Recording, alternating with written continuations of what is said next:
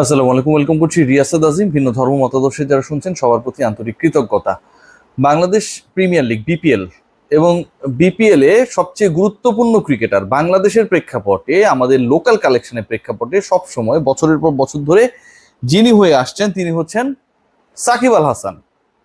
সাকিব আল হাসান এখন পর্যন্ত বিপিএল এর সবচেয়ে সফলতম ক্রিকেটার, 3বার টুর্নামেন্ট সেরা হয়েছেন এবং অসংখ্য ম্যান অফ দ্য ম্যাচ হবার রেকর্ডও করেছেন, টানা 4-5 বার হয়েছেন, এমন ঘটনা আমরা দেখেছি। সেই পার্টিকুলার ক্রিকেটারকে নিয়ে একটা বিশাল ধোঁয়াশা তৈরি হয়েছে। আমি এর আগে যে কন্টেন্টসগুলো বানিয়েছিলাম প্রত্যেকটাতে আমি মোটামুটি আপনাদের জানানোর চেষ্টা করেছি যে কোন ক্রিকেটার কোন দলের হয়ে খেলবেন বা চুক্তিবদ্ধ হয়েছেন। ঢাকার হয়ে খেলছেন মুস্তাফিজ, বরিশালের হয়ে খেলছেন তামিম, মুশফিক, মেহেদী হাসান মিরাজ। গুরুত্বপূর্ণ আরেকজন ক্রিকেটার নুরুল হাসান সোহান, তিনি রংপুরের ক্যাপ্টেন্সি করবেন। এর বাইরে যদি আমরা হিসাব করি তাহলে বাকি থাকে সিলেট, এবং সিলেটে তানজিম সাকিব খেলবেন। মোটামুটি এরকম একটা আলোচনা ফ্র্যাঞ্চাইজিগুলো নিজেদের মধ্যে সেটা করেছেন। কোথাও নাম আসছে না, এই যে এতগুলো ক্রিকেটারকে এতগুলো দল ভিড়িয়েছে, কোথাও নাম আসছে না সাকিব আল হাসানের।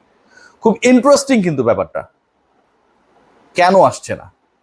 বাংলাদেশ ক্রিকেট বোর্ডের 14 তারিখের প্লেয়ার্স ড্রাফটে সাকিবের অবস্থানটাই বা কোথায়? তাকে কোন ক্যাটাগরিতে রাখা হবে, নাকি রাখা হবে না, নাকি সাকিব আল হাসান আগেই জানিয়ে দিবেন he is not available to play the upcoming BPL? অনেক প্রশ্ন, যে প্রশ্নগুলোর এখন পর্যন্ত উত্তর খোঁজার অপেক্ষায় বাংলাদেশ ক্রিকেট বোর্ড, সাংবাদিক মহল এবং একই সাথে ফ্র্যাঞ্চাইজিগুলো। প্রথম প্রশ্নের উত্তর দিই যে ফ্র্যাঞ্চাইজিগুলো কেন এখন পর্যন্ত সাকিব আল হাসানকে পিক করে নাই। সাকিব আল হাসানের ব্যাপারে অন্তত তার পূর্বের ফ্র্যাঞ্চাইজি যেটা রংপুর, তারাও কিন্তু এখন পর্যন্ত কোনো অবস্থান নেন নাই। তামিম ইকবালকে কেন্দ্র করে তার পূর্বের franchise fortune Barishal, they played a big role. রংপুরের আমরা যদি খেয়াল করি, নুরুল হাসান সোহান ঘরের ছেলে, তার জন্য তাদের খুব সহজ হিসাব।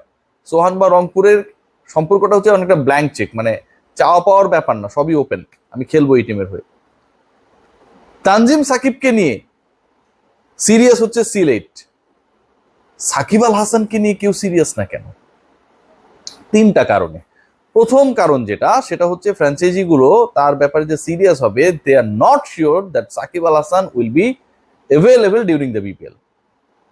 সাকিব আল হাসান তো আপকামিং সাউথ আফ্রিকার বিপক্ষে হোম সিরিজে অ্যাভেলেবল হবেন কিনা সেটা নিশ্চিত না। সো সাকিব আল হাসান অ্যাভেলেবল হবেন কি হবেন না বিপিএল এ, সেটা একটা বড় প্রশ্ন। দ্বিতীয় যেটা ব্যাপার, সেটা হচ্ছে যে সাকিব আল হাসানের এগেনস্টে প্রচুর অভিযোগ আসছে নতুন করে। 3টা অভিযোগ যদি আমি বলি, একদম নতুন অভিযোগ, এবং এই টাটকা অভিযোগগুলো নিয়ে আলোচনা চলছে। আমি কিন্তু আবার বলছি অভিযোগ। হত্যার মামলা একটা হয়েছে, অভিযোগ, তাকে অভিযুক্ত করার চেষ্টা করা হয়েছে সেই পার্টিকুলার মামলায়, আসামি নাম্বার কিছু একটা হবে। আবারও বলছি, এটা আমি বিশ্বাস করি না যে সাকিব এরকম কোনো কাজের সাথে, নির্দেশ দানের সাথে যুক্ত থাকতে পারে, এটা আমি বিশ্বাস করি না, আমার ব্যক্তিগত মতামত। দ্বিতীয় যেটা, সেটা হচ্ছে তিনি শেয়ার বাজার কারসারির জন্য 50 লক্ষ টাকা জরিমানা গুনেছেন। থার্ড যেটা, বাংলাদেশ ফিনান্সিয়াল ইন্টেলিজেন্স ইউনিট, তারা সাকিব আল হাসান এবং তার পরিবারের সদস্যদের ব্যাংক হিসাবের তথ্য গতকালকের খবর চেয়েছেন। এই যে একটার পর একটা ঘটনা, এই ঘটনাগুলো না কোনো পার্টিকুলার ফ্র্যাঞ্চাইজিকে, কোনো পার্টিকুলার দলকে, কোনো পার্টিকুলার কনসোর্টিয়ামকে ইন্সপায়ার করবে না যে আমরা এরকম একজন ক্রিকেটার, যেই ক্রিকেটার নানা অভিযোগে, গুরুতর অভিযোগে অভিযুক্ত, সেই ক্রিকেটারকে দলভুক্ত করে নতুন করে বিতর্কে জড়াবো। সবাই এখন তারটুকু ঠিকঠাক রাখতে চায়। সো যেহেতু সাকিব আল হাসানের আগের সেই জৌলুসটা নাই বাংলাদেশ প্রেক্ষাপটে, দলগুলোর আগ্রহটাও তার প্রতি কমে গেছে। থার্ড যে point, most important, Shakib Al Hasan যেহেতু একটা রাজনৈতিক দলের সাথে সম্পৃক্ত এবং এটা নিয়ে অনেক আলোচনা, সমালোচনা, বিতর্ক রয়েছে, সেটা যে যার অবস্থান থেকে করেছে সাধারণ মানুষ। এটা আমি আমার কন্টেন্টের রিয়েল সিচুয়েশনসটা আমি বুঝাচ্ছি। তিনি ভালো করেছেন, খারাপ করেছেন, সেটা আমার জাজমেন্টের ব্যাপার না। এইরকম একটা অবস্থায় একজন সাবেক এমপিকে দলভুক্ত করে কোন ফ্র্যাঞ্চাইজি এই সিচুয়েশনে বাটে পড়তে চাবে ভাই? কারণ পুরো দল, যেই রাজনৈতিক দলের সাথে সাকিব সম্পৃক্ত ছিলেন, সেই রাজনৈতিক দল কেন্দ্রিক নানা ইস্যুস যেগুলো বিতর্কের তৈরি করেছে। সো ওই দলের একজন সদস্যকে দলভুক্ত করে কোন ফ্র্যাঞ্চাইজি আপকামিং বিপিএল এ দল করবে, মানে make sense or not. So Shakib Al হাসানের ব্যাপারে, যে সাকিব আল হাসান ছাড়া আমার চলেই না, আমি তো এমনি এমনি সাকিবকে চাই, বিজ্ঞাপনের ভাষায় বললাম, সেই বিজ্ঞাপনী সংস্থা কনসোর্টিয়াম সাকিব আল হাসানের ব্যাপারে আগ্রহী যে ফ্র্যাঞ্চাইজি গুলো ছিল, তারা কেউ আর আগ্রহী না। টেলিভিশনে সাকিব আল হাসানের কোনো অ্যাডভার্টাইজমেন্ট দেখেন? একদমই দেখেন না। কেন দেখেন না? না দেখার কারণটা হচ্ছে সাকিব কেন্দ্রিক রিস্কে কেউ নেই, কোনো ঝুঁকির মধ্যে কেউ নেই। সবাই তো আমাকে গালিগালাজ করেন, রিয়াজ আর সাকিবরে দেখতে পায় না। আমি তো ভাই সাকিব ভালো করলে অন্তত বলি, এখন কেউ তার ভালো কথাটাও বলে না। আমাদের গালিগালাজ করার আগে রিয়েলিটি চেক করেন। সো এই হচ্ছে সিচুয়েশন। এখন সেকেন্ড পয়েন্টে আসি, যে সাকিব আল হাসান বিপিএল এর ড্রাফটে থাকবেন কিনা, এটা কিন্তু গুরুত্বপূর্ণ প্রশ্ন। এবং গতকাল থেকে এই প্রশ্নটা আরো সিরিয়াস হয়েছে বিপিএল কে গুছানোর দায়িত্বে যারা বিসিবি রয়েছেন তাদের ক্ষেত্রে। কারণ বাংলাদেশ ফিনান্সিয়াল ইন্টেলিজেন্স ইউনিট, আবারও বলছি, সাকিবের এবং সাকিবের পরিবারের ব্যাংক হিসাবে তথ্য যখন চেয়েছে, তখন সাকিব নতুন আরেকটা প্যাচের মধ্যে পড়েছেন। এই সিচুয়েশনে সাকিব আল হাসান যেহেতু কোনো দল ডিরেক্ট সাইন করাচ্ছে না, রিটেইনও করবে না, সো যদি সেটা না হয়, সাকিব আল হাসান বিপিএল এর ড্রাফটে উঠতে চাইবেন কিনা সেটা একটা বড় প্রশ্ন।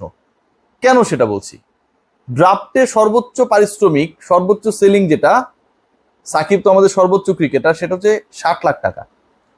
সাকিব আল হাসান এর আগে যত বিপিএল খেলেছেন সবগুলোতেই তার ডিলিংটা হয়েছে আন্ডারহ্যান্ড। ভাই বলতে খারাপ শোনায়, বাট এটাই রিয়েলিটি। কত টাকা চুক্তি হয়েছে আর কত টাকা দেখানো হয়েছে এটা আমরা আসলে কেউ জানি না। দুটার মধ্যে যে অনেক বড় ফারাক রয়েছে এটা নিয়ে কোনো ডাউট নেই। শেয়ার বাজার নিয়ে যিনি উল্টাপাল্টা করে ফেলেছেন, তিনি তার চুক্তি করবেন এবং ওই ট্যাক্সের টাকা ঠিকঠাক ভাবে দেবেন, এটা আমি ট্রাস্ট করি না। সাকিব ভালো প্লেয়ার, কিন্তু এই ঘটনাটা আলাদা। সো সাকিব আল হাসান 60 লাখ টাকায় যদি তিনি ড্রাফটে ওঠেন, যেহেতু দলগুলো তাকে ডিরেক্ট সাইনিং করাবে না, রিটেইনও করবে না, 60 লাখ টাকায় সাকিব আল হাসান বিপিএল খেলবেন সাকিবের ইজ্জতের সাথে, সাকিবের অহংবোধের সাথে, সাকিবের সাথে, এদিকে যায়। মেহেদী হাসান মিরাজ তো হচ্ছে এর থেকে অনেক বেশি অর্থ, আমরা যতটুকু গেস করতে পারি, এটা এখনো ডিক্লেয়ার না, গেস করতে পারি যতটুকু, খেলবেন হয়তো এবারে বিপিএল এ। তো সাকিব আল হাসান তো এটা নিশ্চয়ই চাইবেন না, এত কম টাকায় তিনি খেলতে চাইবেন না।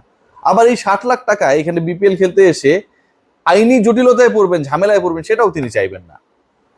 মজাটা এখানটায় যে Bangladesh cricket board right now they are asking যে সাকিব আল হাসান ওই সময় এভেলেবেল কিনা। প্রত্যেকটা ক্রিকেটারের যে তালিকা করা হয় ড্রাফটের, তার আগে, আনুষ্ঠানিক ড্রাফটের আগে ফ্র্যাঞ্চাইজিগুলোকে পাঠানো হয় যে কোন ক্রিকেটার বিপিএল এ কোন সময়টা এভেলেবেল। এখন সাকিব আল হাসানের জায়গাটায় নামের পাশে যদি আপনি এভেলেবিলিটি না দেখাতে পারেন, তাহলে সাকিব আল হাসান ড্রাফটে উঠবে না। সিরিয়াসলি, সাকিব যদি এনশিওর করে যে সে আসবে না, তাহলে সাকিব আল হাসান 14 তারিখের ড্রাফটে উঠবে না। টেস্ট থেকে সাকিব আল হাসানের রিটায়ারমেন্ট নিয়ে যারা আলোচনা করছেন, সেই তারা শিওর থাকতে পারেন 14 তারিখের ড্রাফটটা এমন হতে পারে যে বিপিএল যে সাকিব বিহীন হতে যাচ্ছে সেটাকে এনশিওর করতে পারে। সবাই ভালো থাকবেন। Take great care.